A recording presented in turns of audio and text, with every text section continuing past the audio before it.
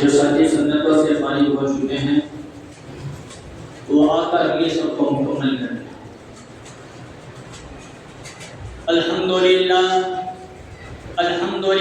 نحمده ونستعینه ونستغفره ونؤمن به ونتوکل علیہ ونعوذ باللہ من شرور انفسنا ومن سیئات اعمالنا من يهد الله فلا مضل له ومن يضلله فلا هادي له ونشهد أن لا إله إلا الله وحده لا شريك له ونشهد أن سيدنا ومولانا محمدا عبده ورسوله صلى الله عليه وعلى آله وأصحابه وبارك وسلم تسليما كثيرا كثيرا أما بعد فأعوذ بالله من الشيطان الرجيم بسم الله الرحمن الرحيم إنا أعطيناك الكوثر فصل لربك وانحر إن شانئك هو الأبتر وقال النبي صلى الله عليه وسلم إن الله لا ينظر إلى صوركم وأموالكم ولكن ينظر إلى قلوبكم وأعمالكم أو كما قال عليه الصلاة والسلام صدق الله العظيم وصدق رسوله النبي الكريم رب اشرح لي صدري ويسر لي أمري واحلل عقدة من لساني يفقهوا قولي۔ ایک مرتبہ نبی اکرم صلی اللہ علیہ وسلم پر درود شریف پڑھ لیجیے۔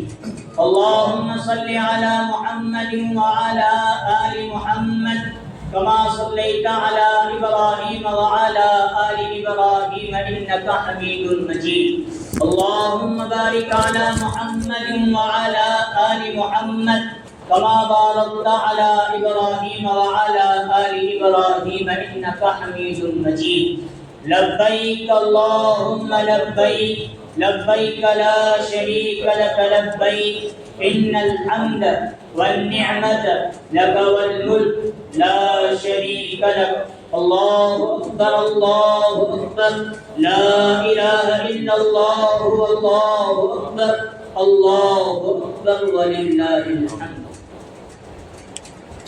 محترم بزرگوں اور عزیز دوستوں، اللہ تبارک و تعالیٰ کا احسان، اللہ کا فضل اور اللہ کا کرم ہے کہ اللہ تعالیٰ نے ہم تمام کو نماز جمعہ کے لیے اپنے گھر مسجد جلد سے جلد آنے کی توفیق نصیب فرمائے۔ جو باتیں کہی جائیں اللہ تعالیٰ ہم تمام کو ان تمام باتوں پر ہمیشہ موت تک عمل کرنے کی توفیق نصیب فرمائے اور قیامت کے دن کے لیے نجات کا ذریعہ اور مغفرت کا ذریعہ اور سبب بنائے۔ بزرگوں، دوستوں اور عزیزوں، کل گزشتہ عید الاضحیٰ کا دن مکمل طور پر گزر چکا ہے اور آج عید کے بعد کا دوسرا دن۔ اصل میں عید کا تو ایک دن ہے لیکن قربانی کے کتنے دن؟ 3 دن۔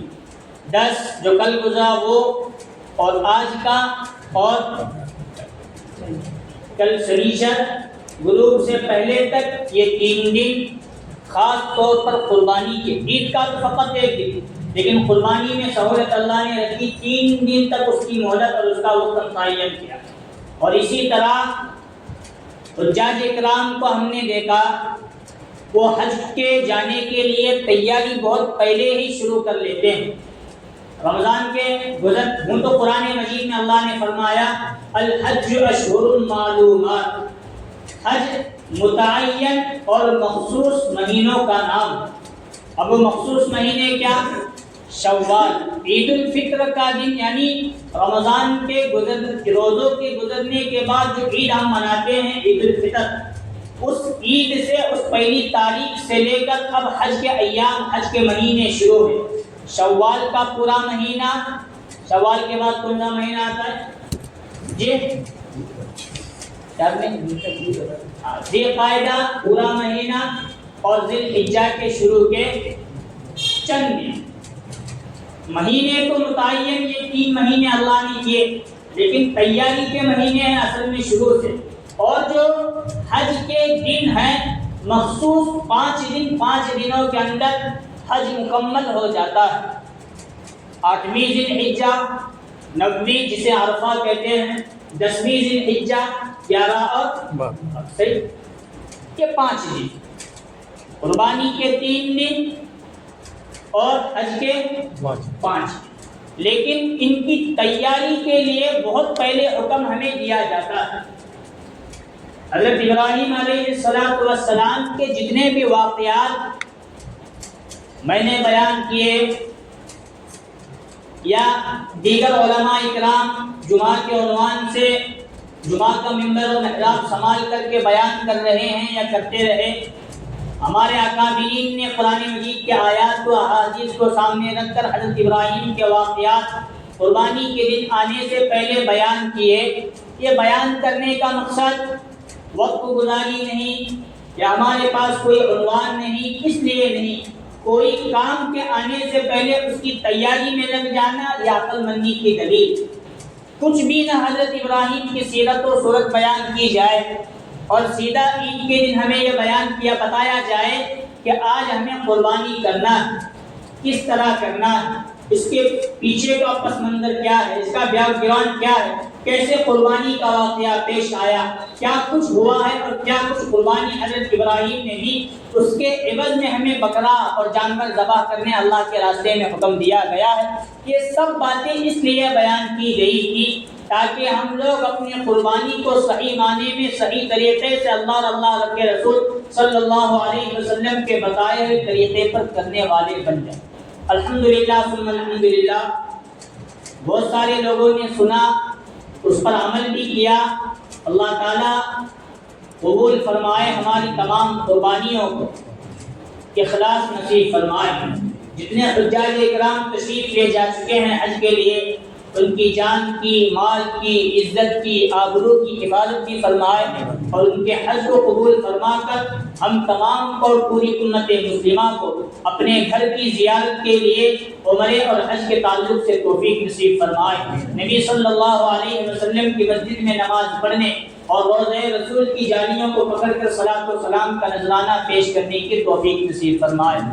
حضرات، حضرت ابراہیم علیہ السلام کے جتنے بھی واقعات ہیں ان تمام واقعات کو سامنے رکھا جائے تو اس کا خلاصہ اور لب لباب یہ نکلتا ہے، اللہ نے اپنے خلیل ابراہیم علیہ السلام کو بچپن سے لے کر 55 تک اور 55 سے لے کر موت کے آخری لمحات تک جتنے زندگیوں کے کٹن لمحات اور واقعات سے گزارا، ہر واقعے کا مقصد یہ تھا کہ حضرت ابراہیم اللہ کو راضی کرتے ہیں یا نہیں۔ حضرت ابراہیم اللہ کو راضی، حالانکہ اللہ کو معلوم تھا جس بندے کو میں نے اپنا خلیل بنایا ہے وہ خلیل میرے امتحان میں ناکام ہو جائے، یہ ہو نہیں سکتا۔ مجھے راضی کرنے والا کوئی کام چھوڑو، زندگی کا کوئی لمحہ ایسے گزارے کہ رب کو ناراض کر دے، یہ خلیل سے ہو نہیں سکتا۔ لیکن واقعات کو سامنے رکھ کر، امتحان میں ڈال کر اللہ تعالیٰ نے امت مسلمہ کو، ان کی قوم یہود و نصارہ کو بھی سبق دیا کہ تمہیں جو زندگی گزارنا ہے رب کی رضامندی کے لیے زندگی گزارنا ہے۔ امت محمدیہ صلی اللہ علیہ وسلم کو نبی اکرم صلی اللہ علیہ وسلم کی ذات بابرکت سے لے کر ابو بکر صدیق رضی اللہ عنہ سے لے کر حضرت بلال تک جتنے صحابہ اکرام تشریف لائے ان کے واسطے سے ہمیں بتا دیا انبیاء نے جو زندگی گزاری اللہ کو راضی کرتے ہوئے راضی کرنے کے لیے زندگی گزاری ہے، صحابہ اکرام نے جو زندگی گزاری ہے اللہ کو راضی کرنے کے لیے زندگی گزاری ہے، ائمہ اکرام نے جو زندگی گزاری ہے اللہ کو راضی کرنے کے لیے زندگی گزاری ہے، تابعین، تبع تابعین، اولیاء، غوث، قطب و ابدال، ہمارے اکابرین اور بزرگان دین نے جو زندگی گزاری ہے انہوں نے ایک لمحے کے لیے بھی اللہ کو ناراض کرنے کا کوئی کام اپنے یہاں سے صادر ہونے نہیں دیا، اور اگر وقتاً فوقتاً کبھی ہو گیا تو فوراً اس کا احساس ہونے کے بعد گر گرا کر دن میں راتوں میں تہجد کی نماز پڑھ کر گر گرا کر یہ ہمیں سبق دیا کہ اگر کبھی کبھار ایسا ہو بھی جائے تو اپنی زندگی کو اللہ کو راضی کرنے کے لیے گزارتے رہنا. یہ امت مسلمہ کا بھی بہت لمحہ فکر ہے اور پچھلی قوموں اور امتوں کو بھی یہی سبق دیا گیا. اپنے رب کو راضی کر کے آ جاؤ, اللہ تم سے دنیا میں بھی کامیاب ہوگا اور آخرت میں بھی. پیدا ہوئے آزر کے گھر میں, لیکن آنکھ کھولنے کے بعد جب ہوش و حواس حضرت ابراہیم نے سنبھالا تو دیکھا ایک طرف نمرود ہے, ایک طرف لات منات عزا دوسرے بت موجود ہیں, چاند سورج ستاروں کو لوگوں نے رب بنایا ہے. حضرت ابراہیم نے کہا اگر میں بھی ان کو اپنا خدا بناؤں تو میرا رب مجھ سے ناراض ہو جائے, اس لیے میں کام کبھی توحید کی دعوت کے لیے کھڑے. وقت ایسا آیا پوری قوم کے ساتھ حجت بحث و مباحثہ جھگڑا کرنے کی نوبت آئی. علل اعلان ڈنکی کے چوٹ پر کھڑے رہ کر حضرت ابراہیم نے دعوت دی لا الہ الا اللہ ابراہیم خلیل اللہ, اللہ کے سوا کوئی معبود نہیں اور میں ابراہیم خلیل اللہ, اللہ کا دوست ہوں, اللہ کا رسول, اس پر ایمان لاؤ. میری بھی کامیابی اسی کے اندر ہے, تمہاری کامیابی بھی اسی کے اندر ہے. لوگوں نے نہیں مانا, نمرود نے نہیں مانا, قوم حضرت ابراہیم کے جان کے دشمن بن گئی تو نارے نمرود میں ڈال دیا گیا. اس پر بھی حضرت ابراہیم اس بات پر راضی رہے کہ میرا رب مجھے اس حالت میں دیکھ کر راضی ہے تو میں اسی طرح اس آگ میں جل بھن کر ختم ہونے کے لیے تیار. آگ سے جب نکلے ہیں ہجرت کا حکم ہوا. یہ قوم آپ کو توحید کی دعوت دینے کے لیے موقع نہیں دے گی, اب ہجرت کر جائے. ہجرت کا جو بھی حکم ہوا وہ بھی اللہ کی رضا مندی کے لیے حکم ہوا. وہاں بھی اللہ کی رضا کو سامنے رکھ کر حضرت ابراہیم چلے. آگے کے جتنے واقعات ہیں, بیت اللہ کی تعمیر کرانا, یہ بھی اللہ کی رضا مندی کے لیے. بیٹے اسماعیل پر چھری چلانا, یہ بھی اس کے لیے اللہ کو راضی کرنے کے. جتنے بھی واقعات ہیں ہر واقعے کے پیچھے خلاصہ مفہوم لبے لباب یہی نکلتا ہے کہ اللہ کو راضی کرتے ہوئے حضرت ابراہیم نے زندگی گزاری. اور ایک بات یاد رکھیے, جو بندہ اللہ کو راضی کرتے ہوئے زندگی گزارتا ہے اور اللہ اس سے کسی وقت بھی راضی ہو جاتا ہے, مطلب ہوا اللہ کو محبوب بندہ بن گیا, اب اس بندے کو اللہ بری اور بدتر موت کبھی دے نہیں, کیونکہ قاعدہ ہے جس بندے سے اللہ راضی ہوا اللہ اپنی رضا مندی والی موت اسے دے کر دنیا کے لیے ایک نمونہ اور مثال بنا کر موت دیتے ہیں کہ موت آئے تو ایسی آنی چاہیے کہ پروانہ مل جائے. اس بندے نے اللہ کو راضی کرنے کے لیے زندگی گزاری ہے تو اللہ نے موت کے وقت پروانہ دے دیا کہ اللہ اس سے راضی ہے, اس لیے اچھی سی بہترین نمونے والی موت, مثالی موت اس کو آ گئی. ایک علی ایک پروانہ مل جاتا. جو بندہ اللہ کو راضی کرتے ہوئے زندگی گزارتا ہے, اللہ راضی ہے یا نہیں اس کی علامت نشانی دلیل اب جبریل نہیں آنے والے یا کوئی ولی جو صاحب کرامت صاحب کشف و کرامت ہمارے سامنے آ کر بتانے والے نہیں کہ تجھ سے اللہ راضی. ہمیں قرآن و حدیث کے ذریعے اعمال اور احکام بتائے گئے, یہ کریں گے تو اللہ راضی ہوگا, یہ چھوڑ دیں گے نہ کریں گے تو اللہ. اصول جو بندہ اللہ کو راضی کرتے ہوئے زندگی گزارتا ہے اللہ اس کی نشانی اور علامت یہ رکھتے ہیں اسے جو موت دیتے ہیں اپنی رضا مندی والی موت نصیب کرنا. حضرت ابراہیم اور تمام انبیاء کے ساتھ بھی ایسا ہی. جب حضرت ابراہیم علیہ السلام کا آخری وقت آنے والا تھا, ایک مرتبہ حضرت ابراہیم نے اللہ سے درخواست کی, اللہ تو نے دنیا کے عجائبات غرائب بہت ساری چیزیں مجھے دکھائی, اب میں یہ دیکھنا چاہتا ہوں کہ ملک الموت جب کسی گنہگار بندے کی فاجر اور فاسق کی روح قبض کرتا ہے تو اس کی کیا نوعیت, کیا حالت, کیا کیفیت ہوتی ہے.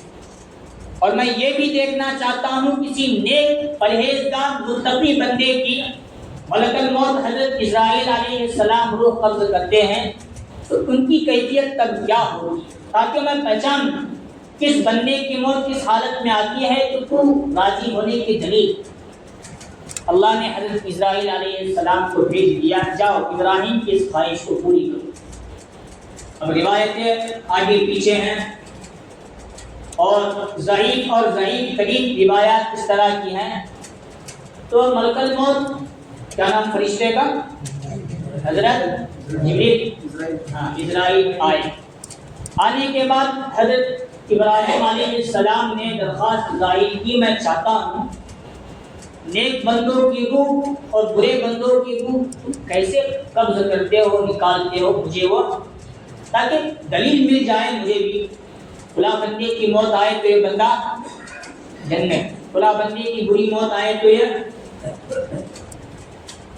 اب جب فرشتہ اسرائیل علیہ السلام آئے تو حضرت ابراہیم سے اس فرشتے نے پوچھا پہلے آپ کس کے تعلق سے مجھے اپنی اصل حالت میں دیکھنا چاہتے ہیں؟ حضرت ابراہیم نے فرمایا برے، گنہگار اور بدکار، فاسق، فاجر، زانی، شرابی، کبابی، بدماش، عیاش، چور، چکا، برے لوگوں کی تم موت کیسے نکالتے ہو اور تمہارا خلیہ اس وقت کیا ہوتا ہے مجھے؟ فرشتے نے کہا میں اللہ کی طرف سے آیا ہوں، دکھانے کے لیے تیار ہوں، لیکن جو آپ نے خواہش ظاہر کی ہے میں اب بھی آپ کو کہتا ہوں میں اس اصل حالت میں آؤں گا تو آپ ابراہیم خلیل اللہ ہیں، آپ کے اندر بھی مجھے اصل حالت میں دیکھنے کی طاقت نہیں ہے، اس لیے چھوڑ دو، میں دوسری شکل و صورت دکھا کر یہاں سے چلا جا۔ حضرت ابراہیم نے کہا نہیں مجھے دونوں شکل و صورت دیکھنا ہے۔ حضرت ابراہیم کو اس نے فرشتے نے کہا آپ اپنا رخ دوسری جانب پھیر دیجیے۔ جب تھوڑی دیر کے لیے حضرت ابراہیم علیہ السلام نے اپنا رخ پھیرا، اس فرشتے ملک الموت نے حضرت اسرائیل نے جو اپنا اصل حالت، اصل شکل و صورت جو اختیار کی، اختیار کرنے کے بعد حضرت ابراہیم کو کہا اب پلٹ کر میری طرف دیکھیے۔ جو حضرت ابراہیم نے پلٹ کر دیکھا، حضرت ابراہیم جو خلیل اللہ، اللہ کے دوست ہیں، اسی حالت میں بے ہوش ہو کر گر۔ فرشتے نے اپنا رخ اور اپنا چہرہ تبدیل کیا اپنی اصل حالت، حضرت ابراہیم کو جگایا۔ حضرت ابراہیم فرماتے ہیں جو میں نے تمہیں دیکھا، تمہارا پورا کا پورا لباس سیاہ ہے، آنکھوں سے انگارے برس رہے ہیں، زبان بھار پڑی ہوئی ہے اور تمہارے ہاتھوں کے اندر ہتھیار ہیں۔ ایسی موت، اس حالت میں موت کے وقت کوئی فاجر و فاسق بندہ تمہیں دیکھ لے، میں کہتا ہوں آگے قبر سے لے کر جہنم کی جہنم کے عذابات اسے دینے کی ضرورت نہیں، بس تمہیں اس حالت میں دیکھ لینا اور اس حالت میں اس کی روح قبض کر جانا سب سے بڑی اس کے لیے عذاب بن کر رہ جائے۔ لیکن یہ تو فقط ایک ڈیمو ہے جو موت سے پہلے دکھایا جاتا ہے، اس کے بعد تو مراحل اور خطرناک۔ اب فرشتے نے کہا آپ اپنا رخ تبدیل کیجئے، نیک لوگوں کا جو میں روح قبض کرتا ہوں اپنی اصل حالت بتاؤں۔ رخ تبدیل کیا، اس وقت تک فرشتے نے اپنا مجسمہ، اپنی شکل و صورت، اپنا خلیہ تبدیل کیا۔ حضرت ابراہیم علیہ السلام نے پلٹ کر جو دیکھا ہے، فرماتے ہیں حضرت ابراہیم میرے سامنے ایک بہترین فرشتہ، نوجوان، جوانی کی حالت میں، نورانی لباس میں، نورانی چہرہ، اتنا بہترین لباس اور اتنا نورانی چہرہ کہ اس سے پہلے میں نے کسی کو نہیں دیکھا۔ حضرت ابراہیم فرماتے موت کے وقت کوئی نیک بندہ اگر تمہیں دیکھ لے، آگے جنت بھی اسے نہ دی جائے تو کافی ہے اس حالت میں تمہیں دیکھنے۔ یہ ہے میں نے شروع میں کہا اللہ جب راضی ہوتا ہے تو موت کے وقت پروانہ اچھی موت دے کر دے دیتا ہے، اور جب اللہ ناراض ہوتا ہے تو آخر وقت میں پروانہ بری موت کی صورت میں دے کر وہ بھی بتا دیتا ہے کہ تم نے جو اعمال کیے ہیں اسی اعمال کا صلہ موت سے تمہارا شروع ہے۔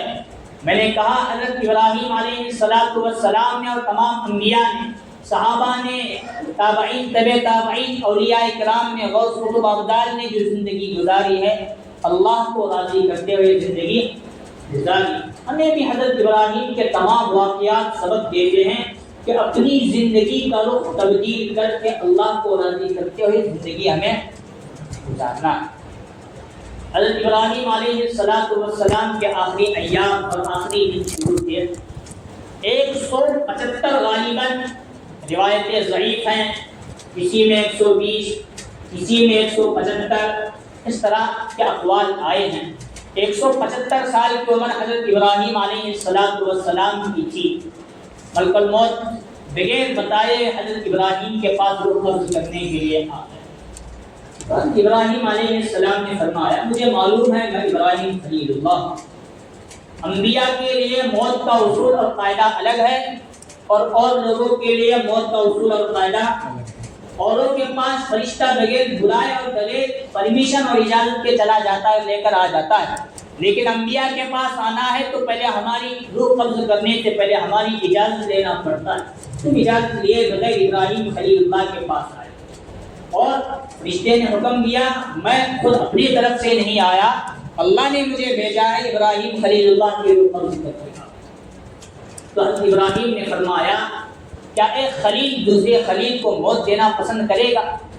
فرشتے نے یہ عذر سن کر، سوال سن کر اللہ کے پاس جا کر کہا کہ خلیل ابراہیم نے تو یہ کہا کہ خلیل ایک دوست دوسرے دوست کو کس طرح موت دے سکتا ہے؟ اللہ نے اپنی طرف سے جواب دیا ایک خلیل دوسرے خلیل سے، ایک دوست دوسرے دوست سے ملاقات سے کیسے دور بھاگ سکتا ہے؟ اور اللہ سے ملاقات کا ذریعہ یہی موت ہے۔ اب ہمیشہ کی ملاقات کے لیے آپ کو موت دینا ہے، آپ کو پلٹ کر آنا ہے۔ فرشتے نے جا کر کہا، حضرت ابراہیم کے دل کے اندر تھوڑا یہ بات آئے 175 سال میں زندگی گزار چکا ہوں اور تھوڑا بہت زندگی میں گزار دوں تو اچھا ہوگا۔ اللہ کی طرف سے مہلت مانگی اور اللہ نے مہلت دینے سے پہلے ایک مثالی شکل میں ایک واقعہ ان کے سامنے پیش کیا۔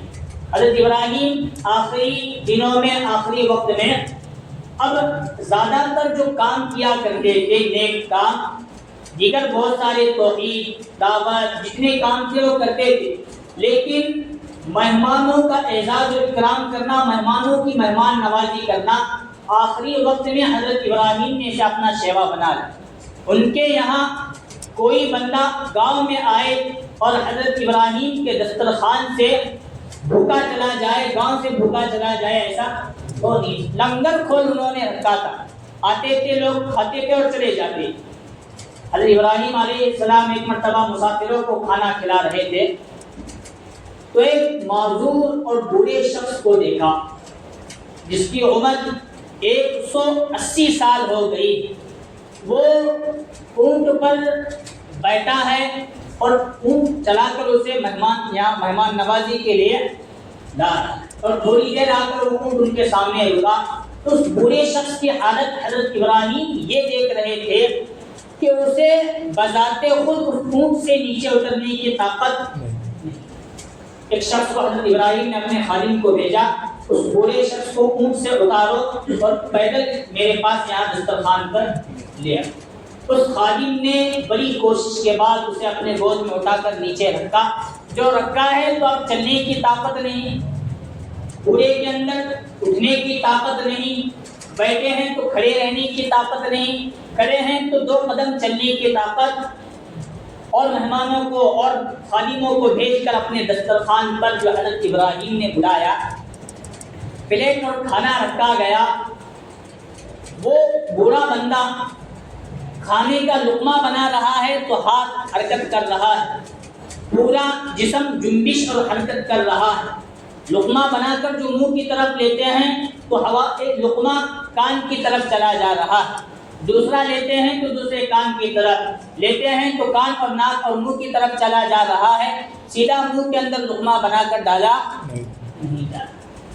حضرت ابراہیم علیہ السلام نے اس سے پوچھا کیا ایسی بیماری ہے، کس وجہ سے بیماری تجھے جنبش کی بیماری حرکت کرنے والی لگی؟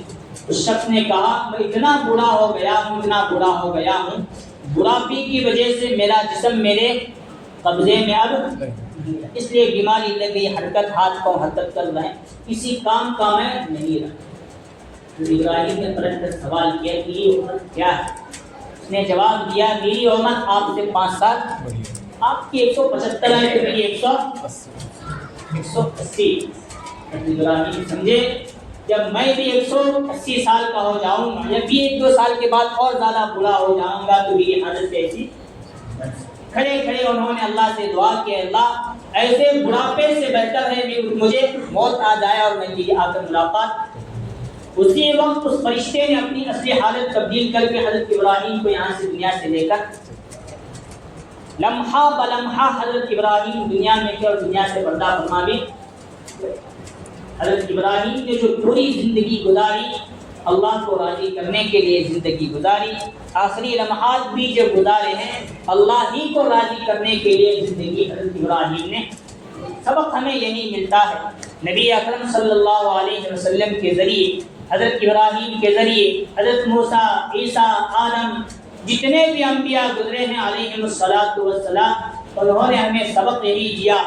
صحابہ نے، تابعین، طبع تابعین، اولیاء نے، بڑے بزرگوں نے یہی ہمیں سبق دیا کہ اپنی زندگی اللہ کو راضی کرنے کے لیے گزارو، تم دنیا میں بھی کامیاب ہو جاؤ گے اور آخرت میں بھی۔ اور اگر ہم نے اپنے رب کو چھوڑ کر اپنی منمانی زندگی گزاری اور رب کو ناراض کر کے چلے گئے، دنیا میں بھی ناکام اور آخرت میں بھی۔ اب رب کو راضی کرنا بڑا آسان، ہمیں کیا سمجھنے بڑا مشکل۔ حضرت ابراہیم بہت بڑے قربانیاں دے کر، حضور صلی اللہ علیہ وسلم بہت بڑے قربانیاں دے کر گئے۔ حضرت ابو بکر سے لے کر تمام صحابہ بہت بڑی قربانیاں دے کر گئے ہیں۔ ہمارے اکابرین بہت بڑی قربانیاں دے کر، اتنی بڑی قربانیاں آج ہمیں دینے کی ضرورت، بس اپنے مخصوص اوقات کو فارغ کرنا، دن میں 5 وقت نمازوں کا اہتمام، قرآن مجید کی تلاوت، ذکر و اذکار کی کثرت، اور اسی طرح دعوت کے راستے میں اپنا وقت لگانا، مدارس کا تعاون کرنا، خانقاہی بزرگوں سے اپنا ربط کو جوڑنا، اور اسی طرح جتنے دین کے شریعت کے اعمال ہیں ان تمام اعمال کو بجا لانا، یہی اللہ کو راضی کرنا ہے۔ بڑا آسان کام، اس امت کو جو دیا گیا ہے بڑے آسان اعمال دیے گئے ہیں پہلی امتوں کے مقابلے۔ ہم کریں گے 100% اللہ ہم سے راضی ہوگا، ہم چھوڑ دیں گے 100% اللہ ہم سے ناراض ہوگا۔ جو سمجھ رہے ہیں کہ قربانی جانور کو ذبح کرنا ہم نے کر دیا، لیکن یہ جانور ہمیں ذبح ہوتے ہوتے سبق دے کر چلے گئے، پوری دنیا میں لاکھوں کروڑوں جانور ہمیں سبق دے کر چلے گئے۔ ہم اللہ کے نام پر اور اللہ کے لیے اپنی گردنوں کو ذبح کر سکتے ہیں۔ اب تمہیں دیکھنا ہے کہ تم اللہ کے لیے، اللہ کو راضی کرنے کے لیے اپنی گردن اللہ کے لیے جھکا سکتے ہو یا وہ جانور تو اللہ کے نام پر ذبح ہو کر اپنی گردن ذبح کر کے چلے گئے۔ اب ہمیں اپنی گردن کو ذبح کرنا نہیں، اللہ کے لیے سجدے میں جا کر اپنی گردن کو جھکانا ہے اور اللہ کے لیے سر تسلیم خم کر لینا ہے۔ اسی کا نام قربانی۔ اور میں نے گزشتہ بھی کہا، کل بھی کہا، قربانی کے 3 دن ہیں، 10، 11 اور 12۔ ان 3 دن تک کوئی بندہ مالدار نہیں تھا، صاحب نصاب نہیں تھا، لیکن ان 3 دن کے آخری دن کے عصر کے وقت بھی وہ بندہ قربانی کے اعتبار سے صاحب نصاب بنا۔ تو ایسے بندے کے لیے قربانی کرنا واجب ہے، جائز نہیں، واجب ہے، کرنا آخری وقت بھی نہیں کیا تو ایسا بندہ گنہگار ہو جائے۔ اس لیے ضرورت ہے اللہ کو راضی کرنا، ضرورت ہے قربانی کے وقت قربانی کرنا، حج کے وقت حج کرنا، اور دن میں کتنی نمازیں فرض ہیں؟ 5 وقت نمازوں کا اہتمام کرنا، زکوٰۃ دینا، قرآن مجید کی تلاوت کرنا، یہ جتنے بھی اعمال ہیں ان تمام اعمال کو بجا لانا، یہ اللہ کو راضی کرنا ہے، یہ اصل میں قربانی دینا ہے۔ تمام لوگ دے کر چلے گئے ہیں، اب ہمیں بھی وقتاً فوقتاً دیتے رہنا ہے۔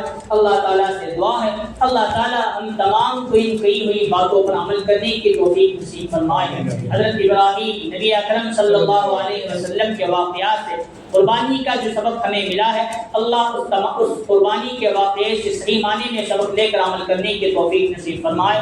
آمین وآخر دعوانا الحمد للہ رب العالمین۔